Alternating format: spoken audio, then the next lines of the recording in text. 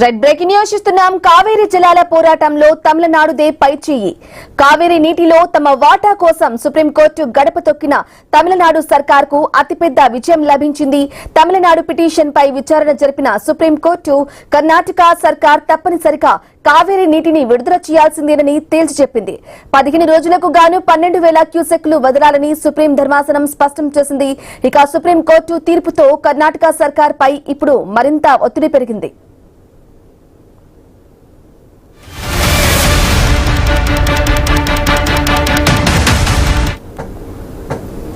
రచిక కావేరీ జిల్లాల పోరాటంలో తమిళనాడుదే పైచేయి అయింది. కావేరీ నీటిలో తమ వాటా కోసం సుప్రీంకోర్టు గడప తొక్కిన తమిళనాడు సర్కార్కు అతిపెద్ద విజయం లభించింది. తమిళనాడు పిటిషన్ పై విచారణ జరిపిన సుప్రీంకోర్టు కర్ణాటక సర్కార్ తప్పనిసరిగా కావేరీ నీటిని విడుదల చేయాల్సిందేనని తేల్చి చెప్పింది. ఇక 15 రోజులకు గాను 12,000 క్యూసెక్లు వదలాలని సుప్రీం ధర్మాసనం స్పష్టం చేసింది. సుప్రీంకోర్టు తీర్పుతో కర్ణాటక సర్కార్ పై ఇప్పుడు మరింత ఒత్తిడి పెరిగింది. ఇదే విషయానికి సంబంధించి పూర్తి అప్డేట్ మా ప్రతినిధి గోపీనాథ్ ఫోన్ ద్వారా అందిస్తారు. ఎస్ గోపీనాథ్, మనం చూస్తూ ఉన్నాం చాలా రోజుల నుంచి కూడా ఈ ఇష్యూ నడుస్తూ ఉన్న నేపథ్యంలో కావేరీ జలాల వివాదానికి సంబంధించి కూడా తమిళనాడుకు అనుకూలంగా సుప్రీంకోర్టు తీర్పును ఎలా చూడాలంటారు? అప్డేట్స్ ఏంటి గోపీనాథ్? మొత్తం మీద కావేరీ జలాలకు సంబంధించి చాలా రోజుల నుంచి కూడా తమిళనాడు పెద్ద ఎత్తున పోరాటం చేస్తుంది.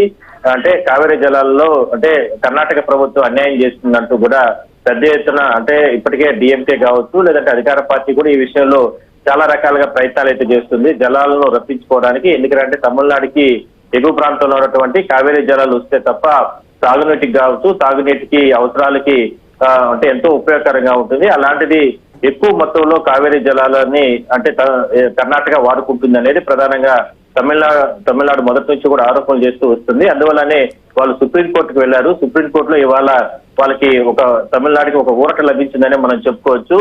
అయితే 15 రోజులకు గాను 12,000 క్యూసెక్లు వదలాలంటూ కూడా సుప్రీంకోర్టు ధర్మాసనం ఒక సంచలన ఆదేశాలు తీర్పు ఇవ్వడంతో ఒక రకంగా చెప్పాలంటే తమిళనాడుకు ఇది ఒక భారీ ఊరటగానే లభించిందని మనం చెప్పుకోవచ్చు. ఎందుకంటే ఇప్పటికే దిగువ ప్రాంతాల్లో ఉన్నటువంటి రైతులకు సంబంధించి కావచ్చు లేదంటే తాగునీటికి సాగునీటికి చాలా రకాలుగా ఇబ్బందులు పడుతుంది తమిళనాడు రైతులు కానీ తమిళనాడు స్థానిక ప్రజలు కానీ. అలాంటిది ఇలాంటి సమయంలో 12,000 క్యూసెక్కుల నీరు అంటే కర్ణాటక ప్రభుత్వం వదిలేయాలంటూ కూడా ఆదేశాలు ఇచ్చిన నేపథ్యంలో ఇది ఒక భారీ ఊరటగానే చెప్పుకోవచ్చు. ఇప్పటికే ప్రతిపక్షాలు తమిళనాడు ప్రభుత్వాన్ని ఎన్నో రకాలుగా ఇబ్బందులు గురి చేస్తున్నాయి. టీవీకే విజయ్ ముఖ్యమంత్రిగా ఆయన ఎటువంటి నిర్ణయాలు తీసుకోవడం లేదు. ఏదైతే స్టాలిన్ కానీ లేదంటే వీళ్ళందరూ కూడా పెద్ద ఎత్తున గతంలో కూడా ఆరోపణలు చేయడం జరిగింది.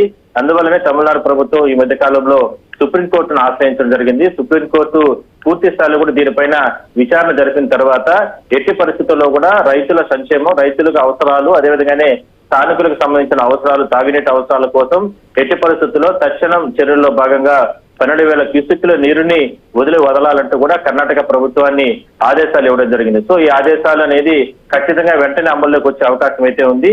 దానివల్ల తమిళనాడు రాష్ట్రానికి ఎంతో మేలు జరుగుతుంది. అయితే 12,000 క్యూసెక్కులే కాదు మాకు రావాల్సినటువంటి వాటాను మాకు వదిలిపెట్టే ప్రసక్తి వరకు మేము మరోసారి ఇంకా కూడా పోరాడతామంటూ కూడా తమిళనాడు ప్రభుత్వం చెప్తుంది. అదేవిధంగా డిఎంకే సంబంధించినటువంటి అంటే ఏదైతే ప్రతిపక్ష పార్టీలన్నీ కూడా ఇప్పటికే కూడా గలం విప్పుతున్నాయి. సో మొత్తం మీద ఇది ఒక భారీ ఓటుగానే మనం చెప్పుకోవచ్చు. Right Gopinath, thank you for the updates. Siddipet జిల్లా హుస్నాబాద్ లోని హనుమాన్ నగర్ లో దారుణ ఘటన చోటు చేసుకుంది. భర్త కోటి వెంకటేశ్వర్లను భార్య రాజమణి రోకలి